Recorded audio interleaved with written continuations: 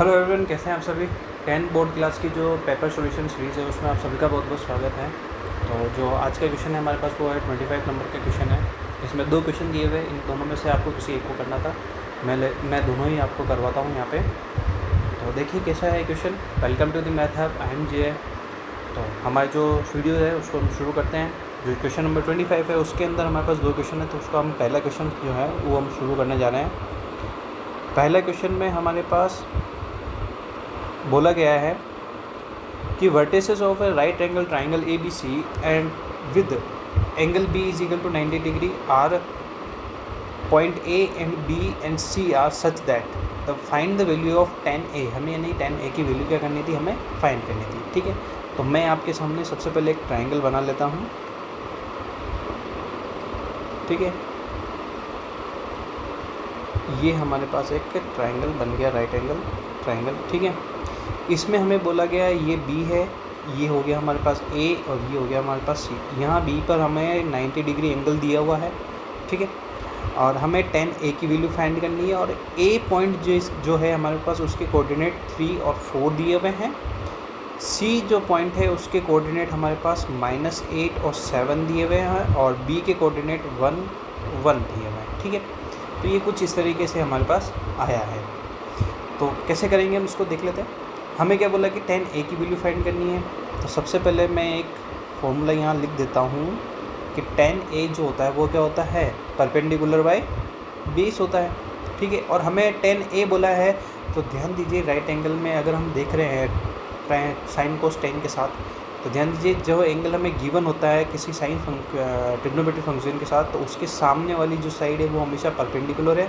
यानी कि ये परपेंडिकुलर हो गया हमारे पास और ये बेस हो गया। ठीक है, तो हम क्या करेंगे कि इन दोनों साइड्स की डिस्टेंस फाइंड कर लेंगे, तो वो इनकी लेंथ हो जाएगी। ठीक है, तो by distance formula, bye using distance formula,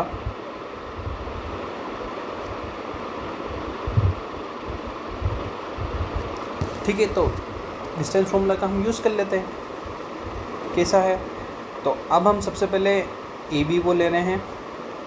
तो ए बी के लिए हम इसको यूज़ कर लेते हैं x2 माइनस x1 का square minus of y2 minus y1 का स्क्वायर। सॉरी, यहाँ बीच में प्लस आएगा। अब ध्यान दीजिए कि x2 x1 वो आपके अकॉर्डिंग ले सकते हैं। मैं यहाँ पे ले रहा हूँ x2 ये, y2 को 4 और x1 को मैंने 1 लिया और y1 को भी मैंने 1 लिया। ठीक है, क्लियर। तो ये कुछ इस तरीके से होगा हमारे पास। ये मैंने a और b के लिए कर लेते हैं हम अंडर रूट, वैल्यू पुट कर लेते हैं। x2 हमारे पास 3 है, x1 की वैल्यू 1 है का स्क्वायर। चाहे तो आप कुछ भी ले सकते हैं, ये डिपेंड आप पे करता है कि x2 आप 1 ले हैं या x1 को 3 लेते हैं, वो आपके ऊपर डिपेंड करता है। ठीक है, वैल्यू सेम ही आनी, क्योंकि बीच अंदर स्क्वायर है तो अगर नेगेटिव का स्क्वायर जो होता है वो पॉजिटिव हो ही जाएगा। y2 की वैल्यू हो गई हमारे पास 4 माइनस ऑफ 1 का स्क्वायर। ये हमारे पास A B under root of, यहाँ बन जाएगा हमारे पास क्या, 2 का स्क्वायर, 4 माइनस 1 3 का स्क्वायर। ठीक है, तो ये बन गया हमारे पास क्या, 2 का स्क्वायर 4 और 3 का स्क्वायर 9, यानी कि ये बन गया √13। ठीक है, ये बन गया हमारे पास √13। तो हमारे पास जो ए बी की लेंथ है यानी ए बी की जो डिस्टेंस है वो कितनी आ गई हमारे पास, 13। ठीक, अब हम बी सी को फाइंड कर लेते हैं। फॉर्मूला हम सेम ही यूज़ करने वाले हैं, तो हम बार बार नहीं लिखेंगे तो भी चलेगा। ठीक है, अब मैं यहाँ पे मैं x2 को ले लेता हूँ -8 और x1 की वैल्यू मैंने ली अगेन 1, तो ये -1 plus of under root y2 की वैल्यू 7 माइनस ऑफ y1 की वैल्यू 1। ठीक है, ये कुछ इस तरीके से वर्क करेगा। B C is equal to under root of, minus और माइनस मिलके प्लस हो गए, तो यहाँ बन गया माइनस के 9 का स्क्वायर प्लस यहाँ बन गया 6 का स्क्वायर। अब ध्यान दीजिए कि 9 का स्क्वायर जो होता है वो कितना होता है, 81 होता है, और ये हो गया हमारे पास 36, 6 का स्क्वायर 36। तो जो बी सी है हमारे पास वो कितना आ गया, 170। ठीक है, BC की लेंथ आ गई हमारे पास और इस AB की लेंथ भी आ गई, तो हम इजी गोइंग 10A की वैल्यू निकाल सकते हैं। तो 10A इजिकल टू क्या हो जाएगा हमारे पास, परपेंडिकुलर बाई बेस, परपेंडिकुलर हमारे पास है √17 अपॉन √13, बेस की वैल्यू √13 है। अब ध्यान दीजिए कि हम इसको कैसे लिख सकते हैं, ये कुछ इस तरीके से, ठीक है।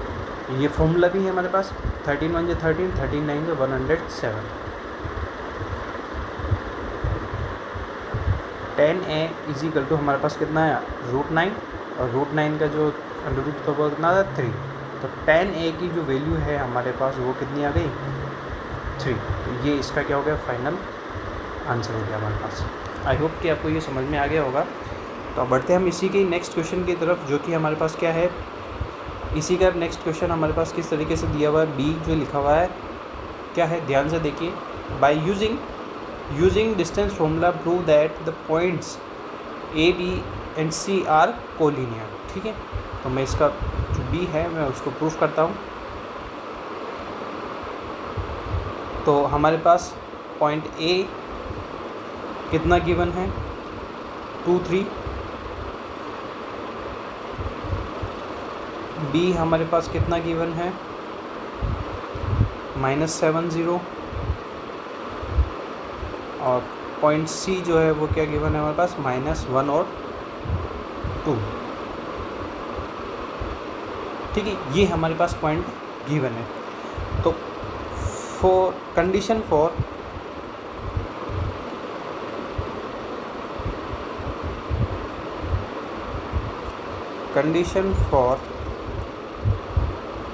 कोलिनियर पॉइंट्स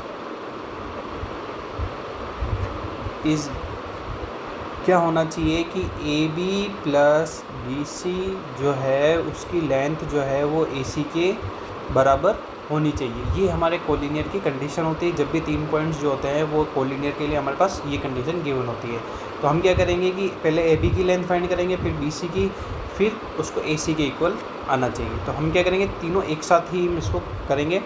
तो ध्यान से देखिए, तो AB के लिए वही हम डिस्टेंस फॉर्मूला का यूज़ करेंगे, यूजिंग डिस्टेंस फॉर्मूला। और हमें क्वेश्चन में बोला भी गया है, तो डिस्टेंस फॉर्मूला मैं यहाँ लिख देता हूँ,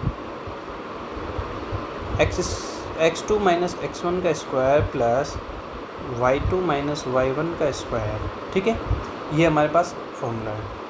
तो अब मैं क्या करता हूँ, वैल्यू पुट करता हूँ। x2 मैंने लिया है -7, माइनस ऑफ 2 x1 लिया मैंने का स्क्वायर। ठीक है, तो ध्यान दीजिए आगे, प्लस y2 जो है मेरे पास वो क्या है, 0 माइनस ऑफ 3, y1 हो गया -3। ठीक है, अब ध्यान दीजिए आगे हम कैसे करेंगे इसको, plus under root of BC, यानी BC की जो लेंथ है हम उसको कैसे फाइंड करेंगे, BC की जो लेंथ है, अब BC के लिए मेरे पास x2 हो गया -1 और x1 हो गया -7, तो माइनस माइनस प्लस हो जाएगा वो का स्क्वायर, प्लस y2 हो गया मेरे पास 2 और माइनस ऑफ y1 हो गया मेरे पास 0। ठीक है, तो इसका square is equal to under root of, अब यहाँ पर मेरे को AC लेना है, तो AC के लिए मेरे पास x2 हो गया 2 और प्लस, क्योंकि -1 जो है वो मेरा x1 होगा तो वो माइनस माइनस मिल गया, हो गया +1, प्लस y2 मेरे पास क्या आ जाएगा 3, y2 मेरे पास आ गया 3 और y1 की वैल्यू हो गई 2। यहाँ सॉरी बीच में माइनस लगाना था, कोमा लगा गया,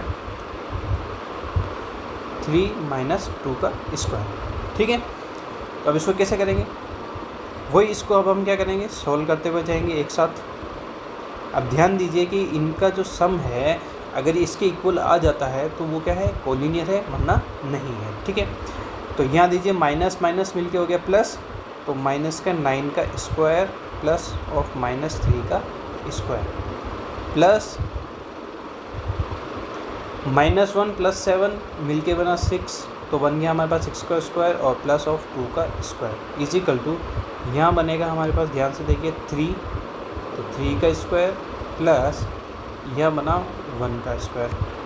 ठीक है, काफ़ी इजी क्वेश्चन है, छोटा सा ही है। -9 का स्क्वायर होता है 81 प्लस -3 का स्क्वायर होता है 9 प्लस यहाँ हो गया 6 का स्क्वायर 36 प्लस 2 का स्क्वायर 4। ये बन गया हमारे पास कितना, 9 + 1। ठीक है, यहाँ बन गया मेरे पास ये 90 प्लस ये बन गया मेरे पास 40 और ये बन गया √10। अब ध्यान दीजिए कि ये आपस में कभी इक्वल हो ही नहीं रहे हैं। ठीक है, अब जब हम इसका फैक्टराइजेशन करते हैं तो ये आएगा लगभग 3√10 प्लस 2√10 = √10। ये कुछ इस तरीके से आया है। तो ये मिलकर हमारे पास क्या बन गया, 5√10 = √10। ध्यान दीजिए कभी इक्वल नहीं है, तो इसको पूरा सही ढंग से लिख लेते हैं। Therefore points A, B and C are not collinear। तो ये हमारा इसका फाइनल आंसर हो गया। अगर कोलिनियर होते तो इधर भी √10 आता और इधर भी √10 आता, या फिर इधर √5 आ रहा है तो इधर भी 5√10 आता। ठीक है, आई होप कि आपको ये क्वेश्चन जो है समझ में आ गया होगा। दोनों क्वेश्चन अच्छे थे और काफ़ी स्कोरिंग क्वेश्चन है ये सभी, और जो पढ़ के गया होगा उसके लिए तो स्कोरिंग हो गई है। ठीक है, तो आई होप कि आपको समझ में आया। कमेंट करके बताया वीडियो कैसा लगा। Thank you so much, bye bye.